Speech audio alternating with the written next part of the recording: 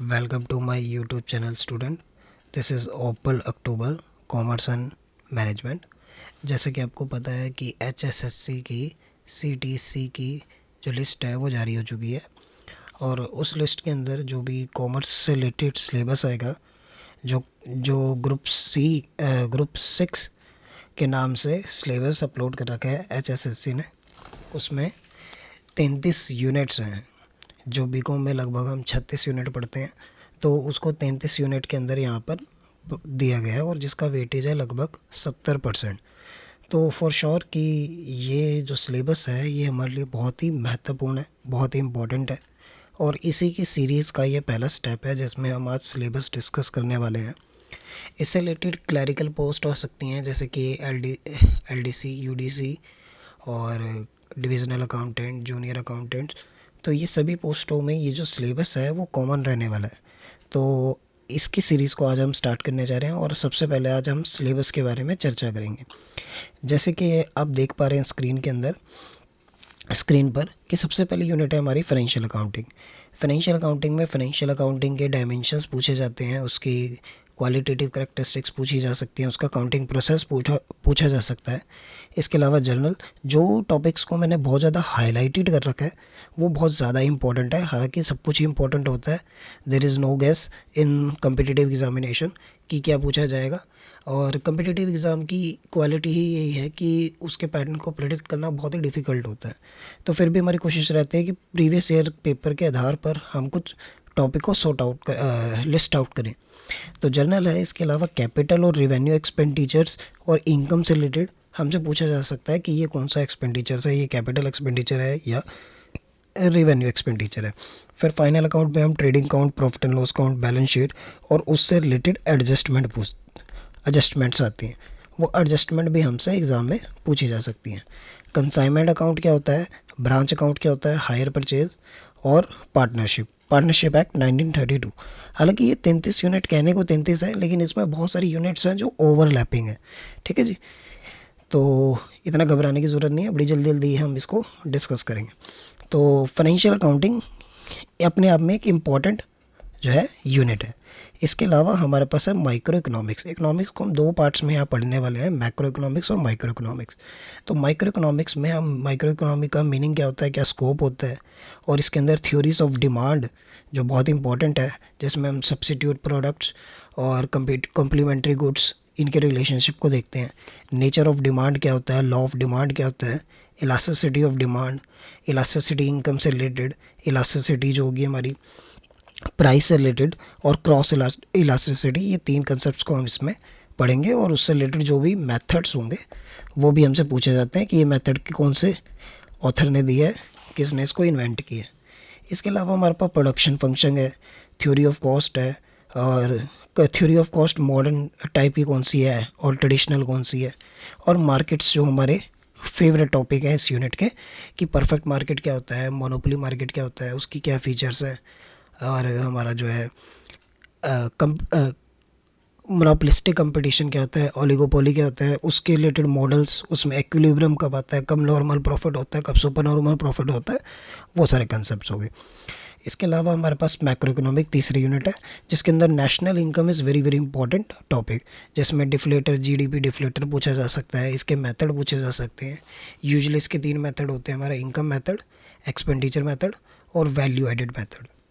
Circular flow of income, यानी कि income किस तरीके से पूरी इकोनॉमी में सर्कुलेट होती है, उसके अंदर हमारी रियल इनकम की बात करते हैं हम लोग। और हम रियल इनकम होगी हमारी, और सॉरी मैं भी रिकॉल नहीं कर पा रहा, आपको बताऊंगा कि इसमें 4 तरीके के फ्लोस हम डिस्कस करते हैं, जैसे कि 2 वे मॉडल हो गया, 3 वे मॉडल हो गया और 4 सेक्टर मॉडल हो गया। ठीक है जी, तो ये हमारा सर्कुलर फ्लो है। कंजप्शन फंक्शन हो गया कि कंज्यूमर का बिहेवियर किस तरीके से मार्केट को इन्फ्लुएंस करता है। इन्वेस्टमेंट फंक्शन, मल्टीप्लायर क्या होता है और एक्सेलेरेशन क्या होता है। क्लासिकल और केन्स थ्योरी ऑफ इनकम पढ़ेंगे। Employment is very very important. Employment के साथ साथ अनएम्प्लॉयमेंट और उसके क्या क्या तरीके, क्या क्या कॉजेज़ होते हैं और उसके लिए क्या क्या गवर्नमेंट इनिशिएट ले रही है, उससे भी लिंक करके इसको टॉपिक को पढ़ सकते हैं। इसके अलावा हमारे पास इन्फ्लेशन कितने टाइप की होती है, इन्फ्लेशन को कैसे स्टडी किया जाता है, उससे रिलेटेड जो थ्योरीज है। इसके अलावा बिजनेस साइकिल, कैसे बिजनेस के अंदर बूम पीरियड आता है, रिसर्शन आती है, ठीक है, डिस्प्रेशन में चला जाता है और फिर किस तरीके से दोबारा ऊपर की तरफ जाता है। तो वो सब चीज़ें हम इसके अंदर चर्चा करेंगे। बिजनेस मैनेजमेंट के अंदर हम लोगों ने अप्रोचेस को बहुत अच्छे से पढ़ना है कि क्लासिकल अप्रोचेस कौन सी होती है, न्यू क्लासिकल कौन सी होती है, मॉडर्न कौन सी होती है, कौन कौन से राइटर ने कौन कौन सी अप्रोच दी है, वो सब फेवरेट टॉपिक है। इसके अलावा फंक्शन ऑफ मैनेजमेंट, जैसे कि आप बढ़ते आए हो 11वीं क्लासेस से ही, कि प्लानिंग क्या होता है, ऑर्गेनाइजिंग क्या होता है, स्टाफिंग, डायरेक्टिंग, कंट्रोलिंग, फिर डायरेक्टिंग के कंपोनेंट्स हो गए, मोटिवेशनल, लीडरशिप और कम्युनिकेशन हो गया, सुपरविज़न हो गया, वो सब चीज़ें हमने डिटेल में पढ़नी है। तो ये दो टॉपिक तो बहुत ही इंपॉर्टेंट हो गए हमारे एग्ज़ाम पॉइंट ऑफ व्यू से।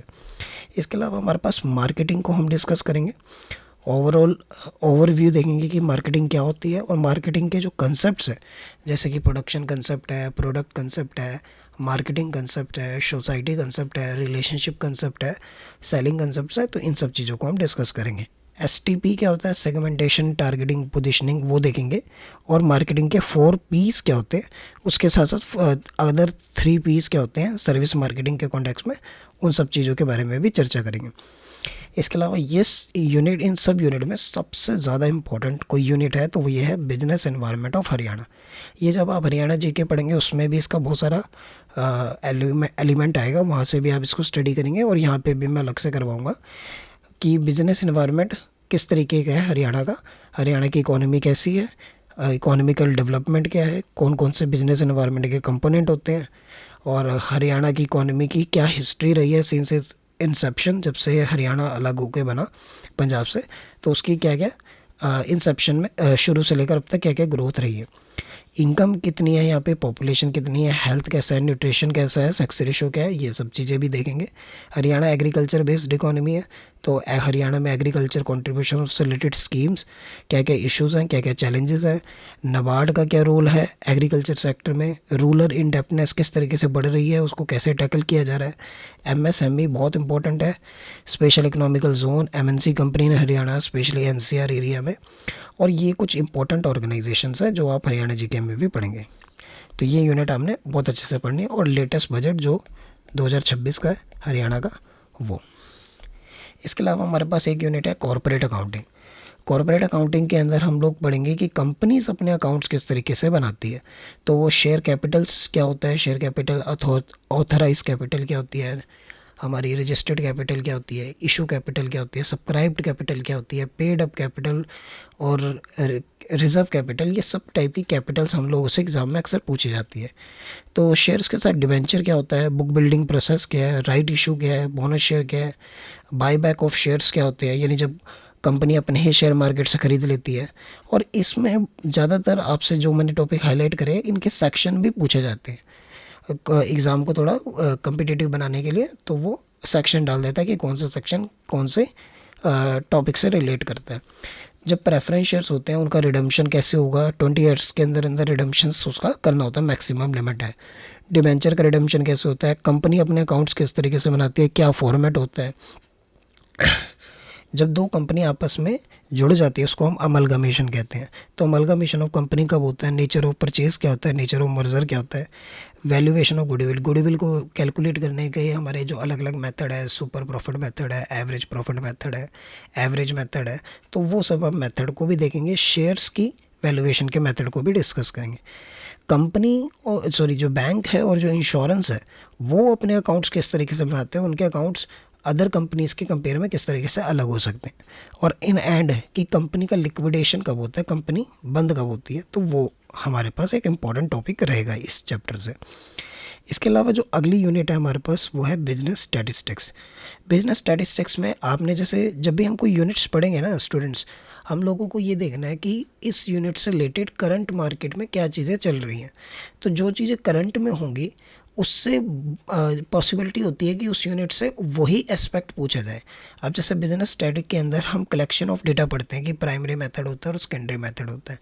प्राइमरी के अंदर हम सेंसस पढ़ते हैं, और सेंसस आपको पता है कि 2027-26 में सेंसस होने वाले हैं, तो वो वाला जो एरिया है वो हमने अच्छे से पढ़ना है। Centre tendency, mean, median mode क्या होता है, हार्मोनिक मीन क्या होता है, जियोमेट्रिक मीन क्या होता है, वो सब चैप्टर आ जाएगा इसके अंदर। इसके अलावा डिस्पर्जन क्या होता है, इंडेक्स नंबर क्या होता है, टाइम सीरीज किस तरीके से स्टडी की जाती है, correlation regression very favourite topic है एग्जामिनर का, इसमें से अक्सर क्वेश्चंस पूछे जा सकते हैं। और अगर कोई न्यूमेरिकल क्वेश्चन पूछना होगा तो वो प्रोबेबिलिटी से भी आपसे क्वेश्चन न्यूमेरिकल पूछ सकता है। इसके अलावा बिजनेस लॉ में बहुत सारे लॉज हैं, बहुत लंबा चौड़ा डिस्कशन है इसका, बट हम लोग केवल उतना ही पढ़ेंगे जो हमारे एग्जाम से रेलेवेंट है। जैसे कि लॉ ऑफ कॉन्ट्रैक्ट्स यानी कि Indian contract act 1872, sales of good act 1930, और जो रिसेंट में न्यूज़ में रहते हैं जैसे कि कंज्यूमर प्रोटेक्शन एक्ट हो गया, नेगोशिएबल इंस्ट्रूमेंट हो गया, या आईटी एक्ट हो गया, आरटीए एक्ट हो गया। तो इन सब एक्ट के बारे में भी हमने कुछ इंपॉर्टेंट सेक्शन पढ़ने हैं, और उससे रिलेटेड जो इम्पोर्टेंट एस्पेक्ट्स हैं केवल उसको हमने यहाँ पे स्टडी करके जाना है। इसके अलावा कंपनी लॉ, वैसे तो ये इसी यूनिट का पार्ट है बट इसको अलग से वेटेज दे रखा है कि कंपनी लॉ क्या होता है, कंपनी कैसे बनती है, कंपनी के इनकॉर्पोरेशन का प्रोसेस क्या है, कंपनी के जो इंपॉर्टेंट डॉक्यूमेंट है, memorandum of understanding, sorry memorandum of association, article of association, again share capital, देखो हमने ऊपर भी पढ़ा इसको, यहाँ भी पढ़ा, तो कुछ टॉपिक ओवरलैप भी होंगे। शेयर सर्टिफिकेट क्या होता है, शेयर वारंट क्या होता है, किस तरीके से शेयर्स का जो है इलेक्ट्रिफिकेशन हो रखा है, यानी कि अब शेयर्स जो है ऑनलाइन फॉर्म में इशू किए जाते हैं, तो उसके लिए डिपोजिटरी एक्ट 1996 बना, तो वो क्या सिस्टम है, कंपनी किस तरीके से कितनी अमाउंट तक बोरविंग कर सकती है, कंपनी की मैनेजमेंट कैसे होती है, और इसमें जो है डायरेक्टर्स का क्या भूमिका रहती है, ये एक इम्पॉर्टेंट टॉपिक रहेगा इस यूनिट से। मैनेजर्स को कितनी रेमुनरेशन दी जा सकती है मैक्सिमम, की मैनेजरियल पर्सन कौन होते हैं, कंपनी के सेक्रेटरी क्या काम करते हैं, कंपनी की मीटिंग्स किस तरीके से कंडक्ट की जाती हैं, कंपनी की मीटिंग किस तरीके से कंडक्ट की जाती है, और कंपनी का जो वाइंड अप है यानी कंपनी का बंद होना वो किस तरीके से, ये भी टॉपिक ओवरलैप हो गया हमारा। तो ये जो जो मैंने टॉपिक हाईलाइट कर रखे हैं वो ज़्यादा इंपॉर्टेंट, ज़्यादा वेटेज रखते हैं स्टूडेंट्स। इसके अलावा हमारी अगली यूनिट है हमारी Indian financial system. Indian financial system के अंदर हमने ये देखना है कि क्या क्या इसके कंपोनेंट होते हैं, यानी फाइनेंशियल सिस्टम क्या होता है, फाइनेंशियल मार्केट क्या होता है, और फाइनेंशियल सिक्योरिटीज़ क्या होती है। तो वो सब चीज़ें हम लोगों ने इसके कंपोनेंट देखने हैं।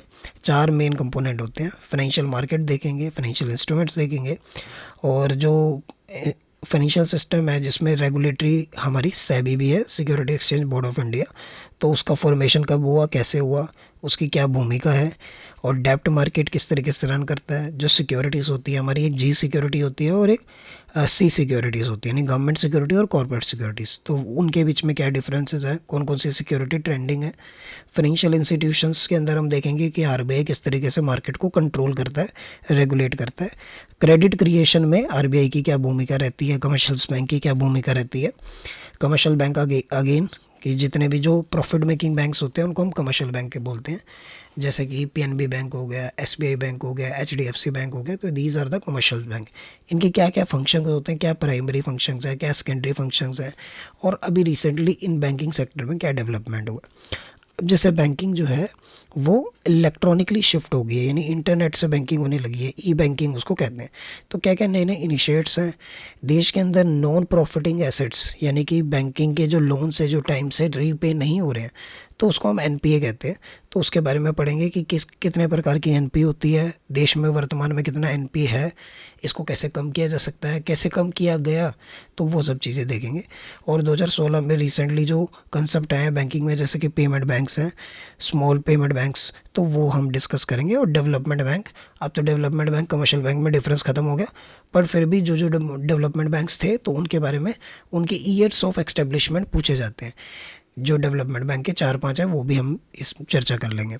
इसके अलावा रूरल बैंकिंग यानी कि गांव की जो बैंकिंग है वो जो हमारी, सॉरी बैंकिंग नहीं है यहाँ पे, मार्केटिंग लिखना था, गलत लिखा गया, रूरल मार्केटिंग, ये एक यूनिट है।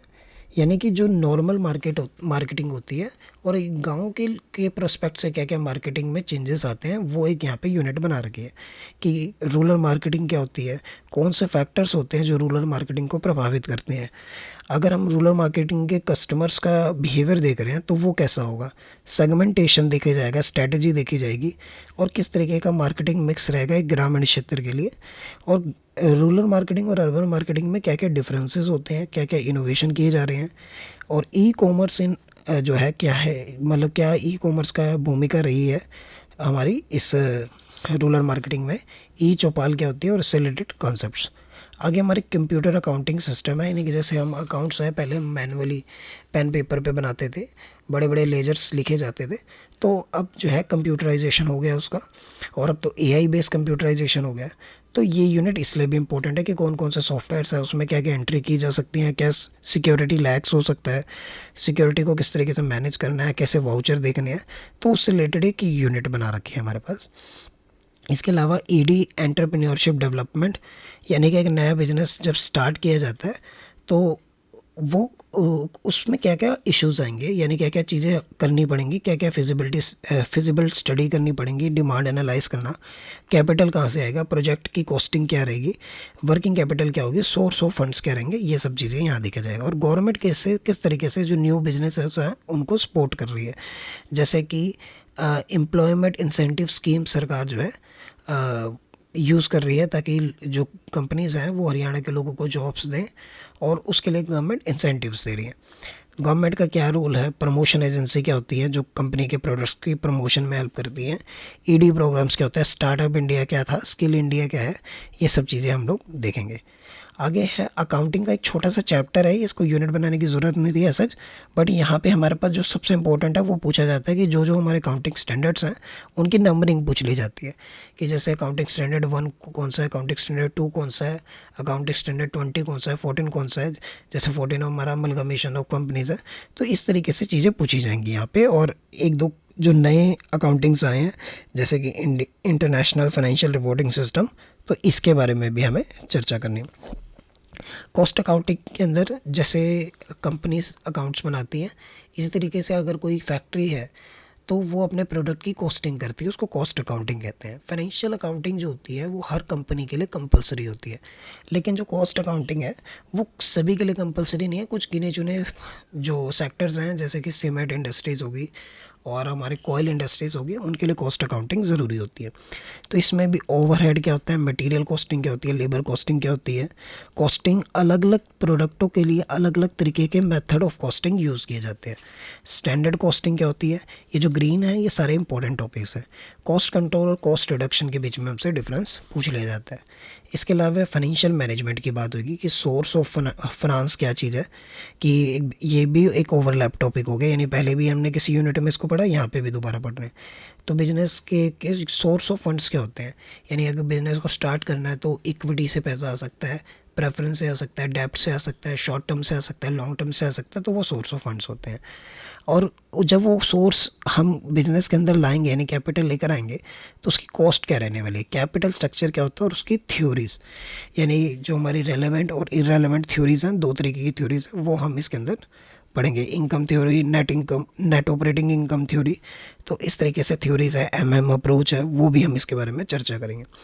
इसके अलावा बिजनेस को स्टार्ट करने के लिए जो वर्किंग कैपिटल होती है उससे रिलेटेड जो भी अप्रोचेज हैं, कंजर्वेटिव अप्रोच है, एग्रेसिव अप्रोच है, मिक्स अप्रोच है, वो भी डिस्कस करनी है।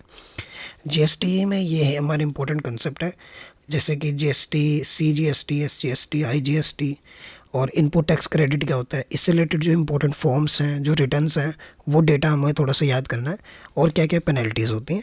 अब जैसे जीएसटी 2.0 रिसेंटली इंट्रोड्यूस हुआ, तो उसमें क्या क्या चेंजेस आए, क्या क्या स्लैब्स चेंज हुए, वो हमें पढ़ के जाना ही जाना है, क्योंकि जो रिसेंट है वो पूछने की प्रोबेबिलिटी ज़्यादा रहती है एग्ज़ाम में। ठीक है, जीएसटी हमेशा से विवाद में भी रहा है, तो इससे क्वेश्चन आने की पॉसिबिलिटी ज़्यादा रहती है। इसके अलावा हमारे पास इनकम टैक्स, जैसे जीएसटी जो है हमारा एक इनडायरेक्ट टैक्स है, वैसे इनकम टैक्स हमारा जो होता है डायरेक्ट टैक्स है। तो वहाँ पे बेसिस ऑफ चार्ज किस बेस पर जो है इनकम टैक्स लगाया जाता है, करंट में क्या क्या स्लैब्स हैं, जिससे पता चलता है कि हाँ एक व्यक्ति को टैक्स देना है इनकम टैक्स या नहीं देना। हेड ऑफ इनकम्स क्या होते हैं, 5 तरीके के हेड ऑफ इनकम होते हैं हमारे, जैसे कि सैलरी हो गया, ठीक है, हाउस प्रॉपर्टी हो गया, पीजीबीपी हो गया, profit and gain from business and profession, इसके अलावा हमारा कैपिटल गेन हो गया, और हमारा अदर सोर्स हो गया। तो ये 5 हेड्स पढ़ने से रिलेटेड जो जो इंपॉर्टेंट सेक्शन है वो मैं आपको बता दूंगा। इसके अलावा हमारी जो डिडक्शंस मिलती हैं एक एसएससी को 80C से यू तक की, वो डिडक्शन भी हमें एक बार गो थ्रू होनी है। अब सारी इनकम को जब हम प्लस करते हैं तो उसको कंपटीशन ऑफ टोटल इनकम बोलते हैं। टोटल इनकम के ऊपर लगता है टैक्स, तो जो टैक्स बन के आएगा वो हमारी बन जाएगी टैक्स लायबिलिटी। ऐसे टीडीएस क्या होता है, टीसीएस क्या होता है, टैक्स अथॉरिटीज़ कौन कौन है इंडिया के अंदर जो पूरे की इनकम टैक्स को रेगुलेट कर रही हैं, एडवांस टैक्स क्या होता है, किन केसेस में एडवांस टैक्स को पे करना होता है, क्या क्या फॉर्म्स है टैक्स को पे करने के, क्या क्या रिटर्न्स भरनी होती है, कैसे असेसमेंट होती है, और अगर आप असेसमेंट से खुश नहीं हैं तो आप किसके पास जाके उसकी अपील करोगे, और अगर कोई कल्प्रेट पार्टी है तो क्या पेनल्टीज उसके ऊपर लगेंगी, और टैक्स को कैसे मैनेज किया जाएगा। तो ये सब चीज़ें इंपॉर्टेंट टॉपिक्स है। मैंने सारी चीज़ें इस यहाँ पे इस फाइल के अंदर नहीं डाली है, केवल वही टॉपिक डाले हैं जो इंपॉर्टेंट है, और उससे इंपॉर्टेंट में से भी जो मोस्ट इंपॉर्टेंट है वो मैंने यहाँ पे हाईलाइटेड कर दिया। इसके अलावा ऑडिटिंग बड़ा छोटा सा यूनिट है कि ऑडिट के टाइप क्या, ऑडिट क्या होता है। ऑडिट बेसिकली क्या होता है कि कंपनीज के अकाउंट्स को चेक किया जाता है कि जो अकाउंट्स बनाए जा रहे हैं वो सही बनाए जा रहे हैं, वो फेक तो नहीं बनाए जा रहे, उसमें कोई क्रिएटिव अकाउंटिंग तो नहीं की जा रही। तो उसके क्या क्या तरीके होते हैं, कौन कौन सी टाइप की अकाउंटिंग होती है। जैसे हमारी स्टैच्यूटरी अकाउंटिंग होती है, स्टैच्यूटरी ऑडिट होती है, इंटरनल ऑडिट होती है, फाइनेंस ऑडिट होती है, कॉस्ट ऑडिट होती है, एनर्जी ऑडिट होती है, सेफ्टी ऑडिट होती है, सिस्टम ऑडिट होती है। ऐसे अलग अलग टाइप के ऑडिट्स हैं। तो उनमें से किसी का मीनिंग पूछा जा सकता है आपसे। अब ऑडिट के अंदर जो सबसे इंपॉर्टेंट एलिमेंट होता है वो होता है वाउचर। वाउचर या वाउचिंग बोल देते हैं इसको जब हम इस प्रोसेस को करते हैं। तो वाउचर क्या होता है, वाउचिंग क्या होता है, वेरिफिकेशन क्या होता है, कंपनीज की ऑडिट किन किन केसेस में की जाती है, और इससे रिलेटेड कुछ अगर जो इंपॉर्टेंट सेक्शंस होंगे उनको भी हम एक बार देख लेंगे। जैसे टैक्स ऑडिट हो गया, कॉस्ट ऑडिट हो गया। इसके अलावा सप्लाई चेन मैनेजमेंट ये मार्केटिंग का एक पार्ट है कि एक प्रोडक्ट प्रोडक्शन से लेकर वो कस्टमर के एंड यूज़र तक वो किस तरीके से पहुंचता है, उसके बीच में ट्रांसपोर्टेशन है, उसके बीच में हमारा जो है स्टोरेज है, ठीक है, ऑर्डर प्रोसेसिंग है, और जो CPM होता है बेसिकली सप्लाई चेन मैनेजमेंट, पूरा का पूरा सिस्टम इसके अंदर स्टडी किया जाता है कि क्या स्ट्रेटजी रहनी चाहिए, इसके क्या एलिमेंट होते हैं। और इस यूनिट के अंदर सबसे इंपॉर्टेंट है इसके मॉडल्स। यहाँ पे जैसे वैल्यू एडिट मॉडल होता है, वैल्यू चेन मॉडल सॉरी, तो वो क्या होता है, उसमें प्राइमरी एक्टिविटी क्या होती है, सेकेंडरी एक्टिविटी क्या होती है, तो वो मॉडल्स हमें पढ़ने हैं। और जो मेन मेन कंसेप्ट मैं आपको मीनिंग बताऊंगा वो आपको पढ़ने हैं। बड़ी आसान सी यूनिट है ये, एक क्लास में ही पूरी हो जाएगी।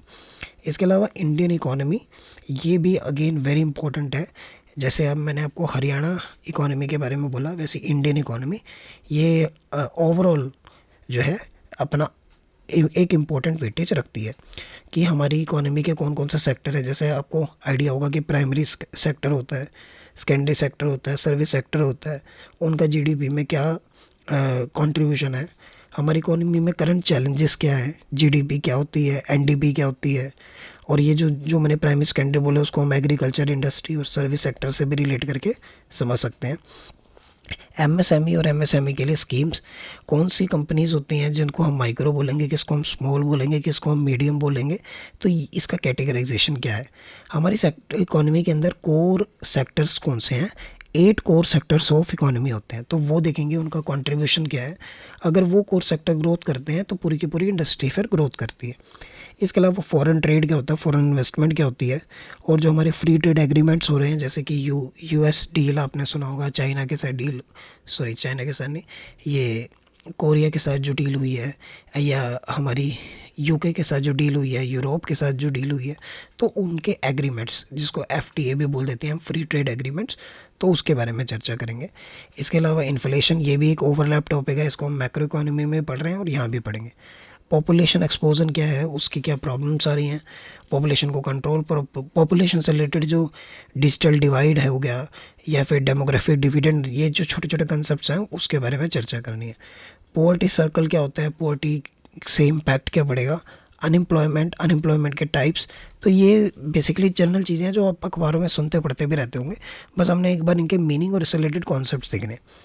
इसके अलावा स्टॉक मार्केट, आपने सुना होगा कि कुछ लोग स्टॉक में पैसा लगाते हैं ना, तो वो स्टॉक में किस तरीके से कौन से मार्केट में लगा रहे हैं, प्राइमरी में लगा रहे हैं, सेकेंडरी में लगा रहे हैं, तो वो सिक्योरिटी मार्केट्स हो गए। मार्केट को, स्टॉक मार्केट को रेगुलेट करने के लिए सेबी अलग अलग गाइडेंस इशू करती रहती है ताकि किसी भी इन्वेस्टर के साथ कोई धोखा ना हो। स्टॉक एक्सचेंज क्या होता है, जैसे आपने national stock exchange, Bombay stock exchange सुना होगा, तो ये स्टॉक एक्सचेंज है जो पूरे के मार्केट के इंडिकेटर्स होते हैं।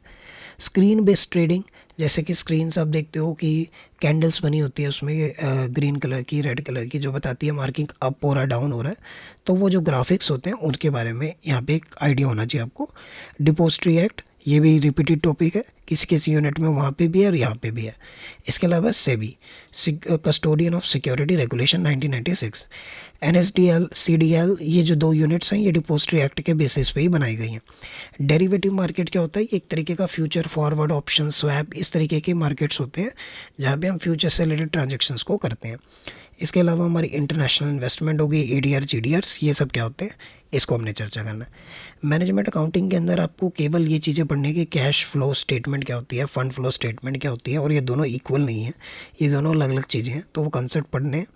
और कैश फ्लो स्टेटमेंट से ज़्यादा संभावनाएं होती हैं, ये 2 चैप्टर जो मैंने हाईलाइटेड कर रखे हैं, रेशियो एनालिसिस और कैश फ्लो स्टेटमेंट, यहाँ से संभावना ज़्यादा होती है जब आप मैनेजरियल अकाउंटिंग पढ़ते हैं किसी भी कम्पिटिटिव एग्जाम के लिए। इसके अलावा हमारी इंश्योरेंस की बात करें, फंडामेंटल्स ऑफ इंश्योरेंस। इंश्योरेंस क्या होता है? इंश्योरेंस के principal very very important 5-6 principles हैं, उनका हमसे कंडीशन देके पूछा जा सकता है कि कौन से प्रिंसिपल्स की बात हो रही है। ठीक है जी। अब इंश्योरेंस के मुख्य तौर पर 2 टाइप होते हैं, जनरल इंश्योरेंस और लाइफ इंश्योरेंस। और जनरल इंश्योरेंस में भी फिर नाना प्रकार के टाइप होते हैं, तो वो हमने देखना है। इंश्योरेंस में एजेंट का क्या रूल है, ठीक है जी, कब इंश्योरेंस कंपनी का लाइसेंस कैंसिल हो सकता है, एक इंश्योरेंस कंपनी के कोड ऑफ कंडक्ट क्या होने चाहिए, अनफेयर प्रैक्टिसेस क्या होती है, क्लेम एंड सेटलमेंट किस तरीके से होता है, ये इंश्योरेंस। ह्यूमन रिसोर्स मैनेजमेंट के अंदर हमें HRM, HRD, HRP, personal management, ये छोटे छोटे शब्दों के बीच का डिफरेंस क्लियर होना चाहिए। जॉब एनालिसिस क्या होता है, जॉब डिस्क्रिप्शन क्या होता है, जॉब स्पेसिफिकेशन क्या होता है, रिक्रूटमेंट एंड सिलेक्शन में क्या डिफरेंस होता है, ट्रेनिंग मेथड, ट्रेनिंग के जो ऑनलाइन ऑफलाइन मेथड्स होते हैं, ऑन द जॉब ट्रेनिंग और ऑफ द जॉब ट्रेनिंग, वो क्या होते हैं, और एक एम्प्लॉय की परफॉर्मेंस को किस तरीके से अप्रीजल करके उसका इंक्रीमेंट लगाया जाता है। और उसमें भी सबसे इंपॉर्टेंट हम 360 डिग्री, यहाँ पे 2 मेथड हम पढ़ेंगे, ट्रेडिशनल मेथड पढ़ेंगे और मॉडर्न मेथड पढ़ेंगे। तो उन मॉडर्न मेथड में से एक मेथड है 360 डिग्री, इसका बेटर वर्जन 720 डिग्रीज भी अभी इसका इम्पैक्ट देखने को मिलेगा। तो ये है कुछ इंपॉर्टेंट चैप्टर्स HRM के। इसके अलावा बिजनेस एनवायरनमेंट, ये एक रिपीटेड ही यूनिट है, यानी कि इसमें कोई ऐसा न्यू सब टॉपिक नहीं है जो हमने अभी तक की यूनिट जो डिस्कस करी उसमें ना डिस्कस किया हो। कंपोनेंट ऑफ बिजनेस एनवायरनमेंट भी हमने पीछे देख लिया। इकोनॉमिक सिस्टम 3 प्रकार के होते हैं हमारे, कैपिटलिस्ट इकोनॉमी, सोशलिस्ट इकोनॉमी और मिक्स्ड इकोनॉमी, उसके बारे में देखेंगे। इसके अलावा इन्वायरमेंट एनालाइज करने के लिए जो जो टेक्निक्स होती है, जैसे कि स्वॉट हो गया, ठीक है, पेस्टल एनालिसिस हो गया, तो वो देखना है हम लोगों को क्या है। फॉरेन इन्वेस्टमेंट किस तरीके से हमारे देश में आनी चाहिए, इंक्रीज होनी चाहिए, FDI फ्लो, फॉरेक्स मार्केट क्या होता है। इसके अलावा इंटरनेशनल ऑर्गेनाइजेशन, ये आपके सिलेबस में मेंशन नहीं है, बट ये जो टॉपिक है ये इंपॉर्टेंट होता है जब हम बिजनेस एनवायरनमेंट को पढ़ते हैं, अक्सर इससे क्वेश्चन पूछे जा सकते हैं। इसके अलावा छोटी छोटी यूनिट है, जैसे कि रिटेल मैनेजमेंट, यानी कि जो छोटे छोटे व्यापारीज हैं उनसे रिलेटेड जो मैनेजमेंट होती है उसको रिटेल मैनेजमेंट कहते हैं। एक कंपनी को अच्छे तरीके से अच्छी प्रैक्टिसेस फॉलो करनी चाहिए अपनी ऑफिस को रन करते समय, उसको हम बोलते हैं कॉरपोरेट गवर्नेंस, तो वो पढ़ेंगे। और उससे रिलेटेड जो मॉडल्स हैं, जो अप्रोचेस हैं, उसके बारे में भी चर्चा करेंगे। और जो हमारा आखिरी टॉपिक है, आखिरी यूनिट है, वो है इंडस्ट्रियल लॉज। इसमें बहुत सारे प्रकार के 29 से भी ज़्यादा लॉज हैं, तो वो तो हमें नहीं पढ़ने हैं, तो बस हमें ये पता होना चाहिए कि कौन सा लॉ कब बना, उसका ईयर एक बार देख लेंगे। लेकिन वो सारे लॉज को सरकार ने कंपाइल करके लेबर कोड ऑफ कंडक्ट 2019 बनाया था, तो उसमें हमें सारे के सारे 29 लॉ को कंपाइल करके 4 लॉ में डिवाइड कर दिया, तो उनके बारे में हम ज़रूर चर्चा करेंगे, क्योंकि ये टॉपिक करंट में भी रनिंग है, इसके रूल्स पेंडिंग है, हालांकि ये जो एक्ट है वो बन चुका है। ठीक है जी। तो देखो, हम लोगों ने जब भी स्टडी करनी है तो हमने अंधाधुंध स्टडी नहीं करनी स्टूडेंट्स। ऐसा नहीं कि हम ये सारी यूनिट्स को थ्रू द, मतलब एक एक लाइन इसके लिए 36 किताबें लेके बैठ जाए, तो तब उस तरीके से कभी ये प्रिपरेशन हो नहीं पाएगी। तो हमें अपने कंटेंट को रखना है काफ़ी कंसाइज, और उसकी मल्टीपल टाइम रिवीजन और मल्टीपल टाइम प्रैक्टिसेस करनी है। तो मैं अपने अनुभव से आपको बताना चाहता हूँ कि जितनी भी यूनिट्स हैं इनके बारे में हम जो है क्लासेस लेंगे, जितनी भी रिक्वायर्ड होंगी, एटलीस्ट 50 to 60 क्लासेस हम इसके बारे में कंडक्ट करने वाले हैं। और फिर हम इसकी जो है MCQ और PYQ उसको भी डिस्कस करेंगे। तो थैंक यू फॉर वॉचिंग, और बने रहिए और पूरे अच्छे जी जान से मेहनत कीजिए, इस बार आपको सिलेक्शन ज़रूर होगा। मैंने भी काफ़ी सारे एग्ज़ाम्स दिए हैं डिपार्टमेंट के, और मैंने इस जो ये ग्रुप C का जो सिलेबस है इसमें काफ़ी अच्छा स्कोर किया है। मैं करंटली अच्छी जॉब पे पोस्टेड भी हूँ, तो मैं अपने अनुभव से आपको बता सकता हूँ कि अगर आप मेरे साथ ये बने रहेंगे, ये सिलेबस करते रहेंगे, तो आपका सिलेक्शन निश्चित तौर पे हो जाएगा। Thank you for watching students. अगले क्लास में मिलते हैं।